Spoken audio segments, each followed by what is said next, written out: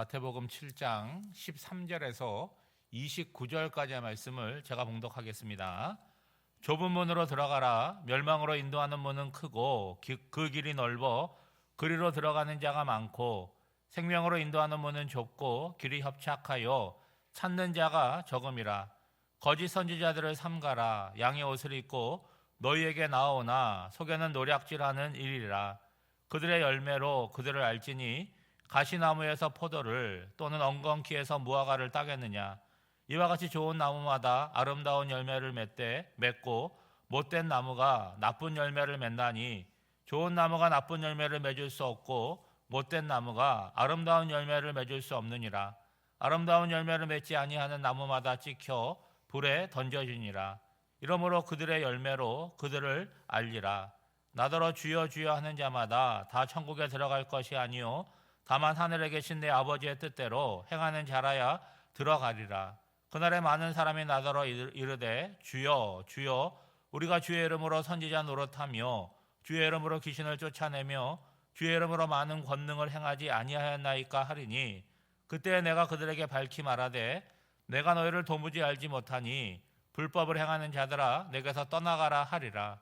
그러므로 누구든지 나의 이 말을 듣고 행하는 자는 그 집을 반석 위에 지은 지혜로운 사람 같으리니 비가 내리고 창소가 나고 바람이 불어 그 집에 부딪히되 무너지지 아니하나니 이는 주추를 반석 위에 놓은 까닭이요 나의 이 말을 듣고 행하지 아니하는 자는 그 집을 모래 위에 지은 어리석은 사람 같으리니 비가 내리고 창소가 나고 바람이 불어 그 집에 부딪히되 무너져 그 무너짐이 심하니라. 예수께서 이 말씀을 마치심에 무리들이 그의 가르치심에 놀라니 이는 그 가르치시는 것이 권위 있는 자와 같고 그들의 서기관들과 같지 아니함일러라. 아멘. 오늘 본문은 5장부터 시작된 산상수훈의 마지막 부분이면서 결론에 해당되는 부분입니다. 여러분, 예수님의 말씀을 이렇게 들으면요 이해하기가 어렵지 않습니다. 아주 쉬운 말로 그리고 비유를 통해서 말씀하시기 때문에 귀에 쏙쏙 들어오지 않습니까? 그런데 문제는 뭐냐? 듣기는 쉽지만 그걸로 구체적으로 실천하는 자리까지 나아가느냐, 그것을 우리가 생각해 봐야겠죠. 여러분, 24절 이하를 보면 예수님의 말씀을 듣고 나타나는 반응을 보시면 두 부류로 갈라지게 됩니다. 여러분, 씨 뿌리는 비유도 마찬가지고 오늘 이 집 짓는 자의 비유도 마찬가지고 공이 예수님의 말씀을 들었다라고 하는 거예요. 그런데 어디서 갈리게 되느냐? 들은 말씀대로 행하는 자가 있어요. 실천하는 자가 있다는 거죠. 그리고 듣기는 들었지만 삶이 없는 사람이 있다는 거예요. 그러니까 실천의 유무로 갈라지게 되는 거죠. 그래서 예수님께서는 집 짓는 자의 비유로 말씀을 하시는데 실천하는 삶, 예수의 말씀을 듣고 실천하는 사람은 어떤 사람이냐? 반석에 집을 지은 지혜로운 사람 같다는 거예요. 듣기는 열심히 듣지만 삶으로 구현되지 못하는 사람은 모래에 집을 지은 어리석은 사람이라는 거예요. 여러분, 집을 보면 우리가 그 터를 잘 모르잖아요. 그러니까 평소에는 그 집이 똑같이 보이게 되는데 이제 비가 내리고 홍수가 나고 비바람이 불게 되면 어떤 일이 벌어지게 되느냐? 살기에 좀 불편한 정도가 아니라 생사의 문제로 갈라지게 된다는 거죠. 반석에 있는 집은 어떻다는 거예요? 그것들을 다 견뎌낸다는 거예요. 근데 모래에 지은 집은 무너지게 만다는 거죠. 여러분, 비가 오고 창수가 일어나고 바람이 분다라고 하는 것은 뭐 인생의 고난과 어려움을 얘기할 수도 있지만 예수님의 이 말씀은요 종말론적인 표현입니다. 언젠가 하나님 앞에 서게 될 때에 하나님으로부터 받아들여짐을 당하느냐 아니면 나는 너를 모르겠다 거부되느냐, 그러니까 다시 기회가 없다는 것이죠. 여러분, 이것이 산상수훈의 중요한 결론인데 무엇을 말하는 것입니까? 예수를 믿고 살아가는데 우리 삶의 기초가 무엇이냐라고 질문을 하는 거죠. 여러분, 우리가 모일 때마다 하나님 말씀을 읽고 듣지 않습니까? 그러니까 분명한 하나님의 말씀이 있어요. 그렇죠? 그래서 그걸 우리가 듣기도 하고 공부를 하는데 문제는 내가 들은 말씀이 내 삶의 지식으로 남아 있느냐 아니면 신앙생활을 하면서 구체적인 삶으로 이것이 내 삶의 실천이 되느냐의 문제라는 거죠. 여러분 예수를 믿는데 왜 믿느냐고 묻는다면 뭐라고 대답하시겠어요? 구원받는다고, 구원받기 위해서 예수 믿는다고 하시는데 그럼 구원을 어떻게 이해를 하느냐? 이 다음에 죽어서 천국 가는 것, 그게 전부가 아니라는 거죠. 오늘을 살아가는 나의 삶에 천국이 이루어져야 되잖아요. 완벽하지는 않지만 야, 이 땅에서 사는 사람 참 좋다, 감사하다, 이 다음에 하나님 나라 가면 얼마나 더 좋을까, 그 기대가 오늘의 삶 속의 천국을 맛보고 누리면서 있어야 되는 거 아니겠습니까? 그런데 여러분 세상을 이렇게 보면 그럴 가능성이 있어 보이세요? 없잖아요. 그러면 여러분 핵심은 뭡니까? 내가 예수로 말미암아 변화되는 것, 이게 핵심이라고 하는 거예요. 오늘 우리가 보는 찬송가의 가사를 보면 이렇잖아요. 내 영혼이 은총 입어 중한재진 벗고보니 슬픔 많은 이 세상도 천국으로 어떻게 돼요? 화도다. 2절 가사를 보면요, 그 천국이 어떻게 날로 날로 가깝도다, 점점 더 가까이 가는 거죠. 후렴 가사를 보면 할렐루야 찬양하세 내 모든 죄 사함받고 주 예수와 동행하니 그 어디나 하늘나라. 여러분 이게 찬송가로만 고백하는 게 아니라 이 찬송가의 가사가 나의 신앙 고백, 내 삶의 고백이 되어야 되지 않겠습니까? 그러니까 나를 둘러싸고 있는 환경은 사실 잘 변하지 않잖아요. 그렇죠? 우리가 기도합니다. 뭐 그런 것들도 100%다 이루어지는 것이 아니잖아요. 그렇지만 내 삶이 하나님의 은혜가 공급되게 된다라고 한다면 은혜 받았다고 하지 않습니까? 그 은혜라고 하는 것이 이 귀에만 작동하고 마음에만 작동하는 것이 아니라 내가 살아가는 나의 가정, 그리고 나의 바운더리 안에서 실제로 내가 경험되어져야 되고, 그리고 나와 만나는 사람도 그것을 맛보는 자리까지 나아가는 거죠. 그렇다면 여러분, 반석에 집을 짓는다고 할 때 반석은 뭘까요? 그 반석은 곧 예수 그리스도를 이야기하는 것입니다. 여러분 신앙생활을 한다는 것은요, 내 삶의 중심에 누구를 모시는 거예요? 예수님을 모시고 사는 거잖아요. 여러분 어떻게 하면 그렇게 되겠습니까? 24절의 말씀처럼 예수님의 말씀을 듣잖아요. 듣는 걸로 끝나지 말고 그 말씀을 기억하고 삶의 자리에서 그 말씀이 기준이 되어서 나의 삶을 살아나가는 거죠. 그러면 평범한 일상생활 속에서도 그 말씀이 나한테 뭘 주는 거예요? 유익함을 주잖아요. 그렇죠? 그리고 인생에서 고난과 어려움을 만날 때도 그 말씀이 어떻게 작동하는 거예요? 능력으로 작동한다는 거예요. 여러분 삶을 살아가다 보면 인생이 힘들고 고달프고 괴로울 때가 있습니다. 그럴 때 여러분 부를 찬송이 있으세요? 그런 어려울 때 여러분 마음 가운데 떠오르는 하나님의 말씀이 있느냐 하는 거예요. 여러분 그 찬양이 있는 사람, 그 말씀이 있는 사람이 여러분 어떻게 되겠어요? 그 어려운 상황 가운데서도 새로운 힘을 얻게 되고 어제 주신 말씀처럼 하나님 앞에서 구하고 찾고 두르는 자리로 나아갈 거 아니겠습니까? 그러면 살게 되는 거 아니겠어요? 그리고 불렀던 찬송처럼 그런 어려운 시간 속에 나의 믿음은 어떻게 되는 거예요? 구체적으로 나타나게 되고 깊어지게 되는 거죠. 여러분 이와 관련해서 위로 좀 올라가서 21절 이하를 말씀을 보면 아주 두려운 말씀을 하고 있지 않습니까? 어떤 사람이 입으로 말만 하면 뭐 주여 주여 하고 하나님 하나님 하고 아멘 아멘 하는데, 그러면 사람들이 볼 때 어떻게 보겠어요? 저분은 정말 신앙이 좋은 분이구나 라고 생각할 수 있는데 주님의 판단은 다르다는 거예요. 그런 것이 신앙의 척도가 아니라는 거잖아요. 어떻게 하라는 거예요? 하나님의 말씀대로 살아야지 천국에 들어갈 수 있다라고 얘기를 하는 거죠. 그리고 무엇보다 두려운 것은 저와 같은 사역자들, 그리고 교회를 열심히 한다는 분들을 한번 생각해 보세요. 여러분 어떻게 생각하겠어요? 내가 누구보다 잘 믿고 있다라고 생각을 하겠죠. 그리고 하나님의 일을 내가 많이 했다라고 생각을 할 수 있어요. 그래서 하나님 앞에서 자신 있게 뭐라고 얘기하는 거예요? 내가 이런 일도 하고 선지자 노릇도 하고 귀신도 쫓아내고 이런 능력을 했습니다 라고 자랑하는데 주님은 뜻밖의 말씀을 하지 않습니까? 나는 너 모르겠다, 나는 너를 모른다라고 말씀하시면 여러분 얼마나 난감하겠습니까? 이게 마지막 순간 아니겠습니까? 그러면 신앙의 길을 걸어간다라고 할 때 그 길은 어떤 길이냐 하는 거예요. 여러분 13절과 14절 말씀해 보면 여러분 잘 아는 말씀 아닙니까?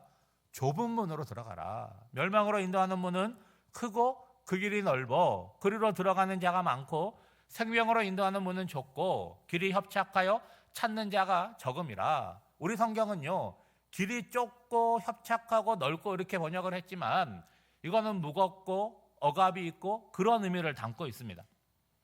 여러분, 신앙의 길이라고 하는 것은 목적지가 있는 거잖아요. 어디를 향해서 가는 것입니까? 하나님의 나라를 향해서 가는 거잖아요. 근데 주님의 말씀은 뭐냐? 그 길이 쉬운 길이 아니다. 예? 좁은 길이다. 예?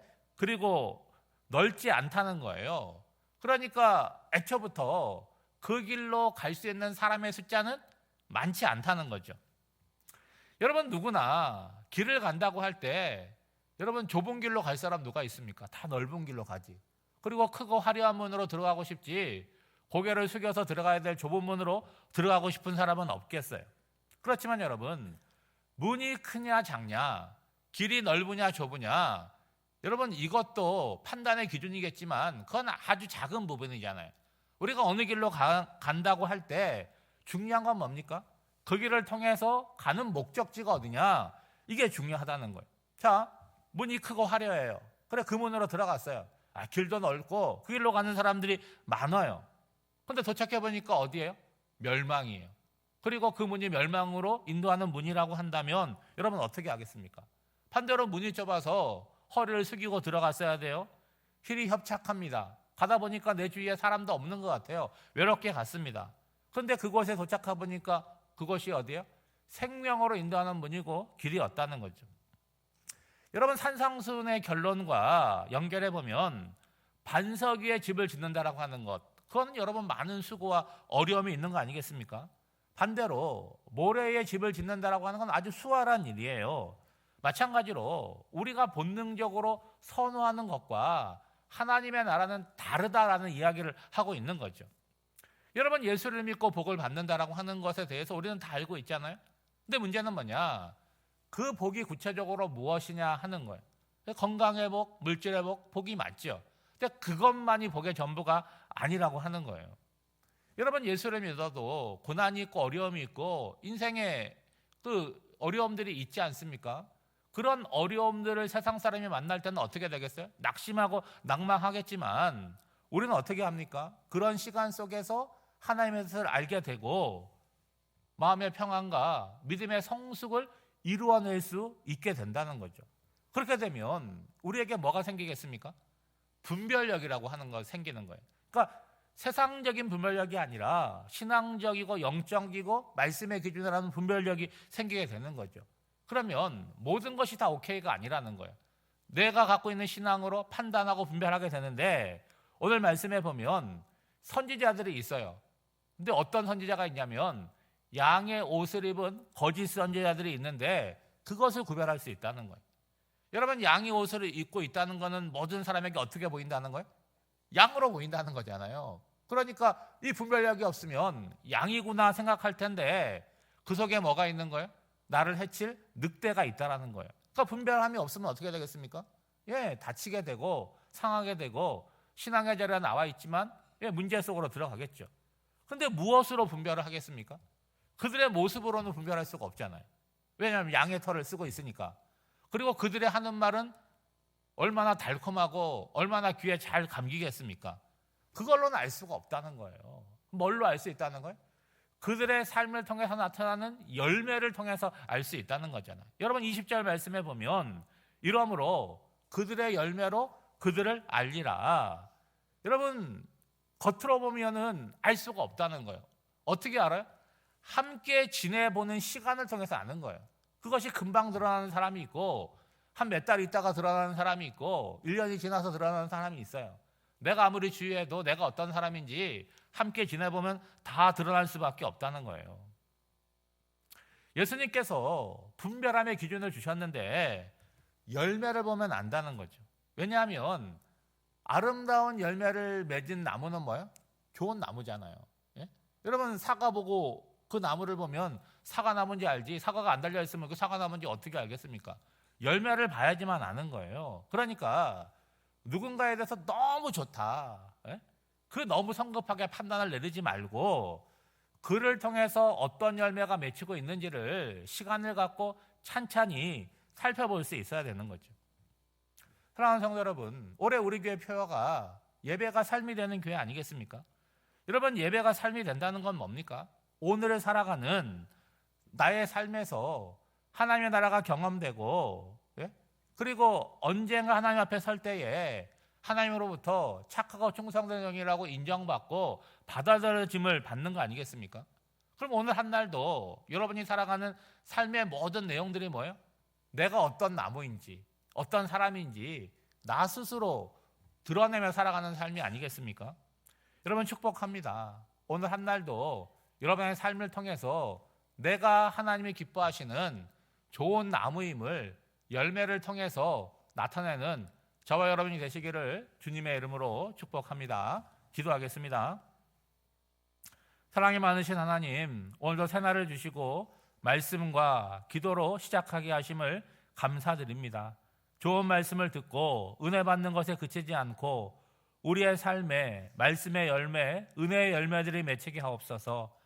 그리하여 일상 가운데 하나님의 나라를 경험하게 하시고 인생의 집을 예수 그리스도의 반석 위에 세우는 지혜로운 사람이 되게 하옵소서. 사랑하는 주님, 우리 인생의 유한함을 알게 하사 남은 날을 계수하며 살아가게 하옵소서. 육신의 연약함과 질병 가운데 있는 성도들을 주님의 손으로 어루만지사 고쳐주시고 새롭게 하여 주시옵소서. 주님의 몸된 교회가 서로 사랑하고 아껴주며 세상을 향하여 복음과 선한 것을 흘려보내는 아름다운 공동체로 날마다 세워지게 하옵소서. 오늘도 주의 전에 불러주시고 또 새벽에 깨어서 기도하는 모든 성도들 가운데 하나님 함께하여 주시사 하나님을 향하여 찾고 구하고 두드릴 때에 찾게 되고 구하게 되고 그 문이 열려지는 놀라운 은혜를 경험하게 하옵소서. 오늘 한날의 삶도 성령 하나님께 온전히 맡겨드리오며 이 모든 간구를 예수님의 이름으로 기도하옵나이다. 아멘.